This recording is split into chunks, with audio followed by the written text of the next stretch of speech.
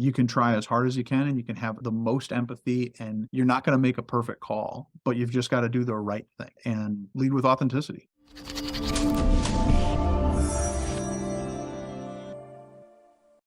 You had the unfortunate Yeah. time to let a handful of people go inside of your company, and it's awful. Can you walk us through how you made those decisions? Because you were making some bets on the economy continuing to go down a path the way it was, and that didn't work out, and you had to recalibrate and readjust. How did you do that? The first thing that I will say is that decision-making process, I believe, is and always will be and always should be the hardest decision-making process that comes with the seat. I think the day that you wake up, and it's easy for you to have the conversation with somebody that says that there isn't a seat for you at the company anymore, you really need to walk out the door, because at that point, you're not an authentic person. It should hurt. And I tell that to my team when we were going through the difficult process was, it's not okay that it hurts. It's good that it hurts. This is supposed to be really hard for us. And that's tough. But ultimately, the way that we were able to find the time as a team to have those discussions was by really walking through and thinking through the idea that this isn't an easily reversible decision. This is an important decision. This is something where additional time and thought helps us get better at it. It's certainly not fun to have to wrestle with that decision, but in terms of substantive decision making, I don't know that there's something that's of a greater importance in this role. Once you recognize that this is the thing that must be done, it's really easy to start trying to say, okay, how do we do it perfectly? How do we do it in a way that doesn't? It's an incredibly painful and difficult thing in that room. How do we remove that? Because I think we're hardwired as a species to like optimizing and try to optimize that situation and say, can we engineer a way that everyone's going to be happy? But I think the value of really being disciplined and focused and understanding how to think about that decision is to recognize you're not going to. You're just not going to. And you can try as hard as you can and you can have the most empathy, and you're not going to make a perfect call,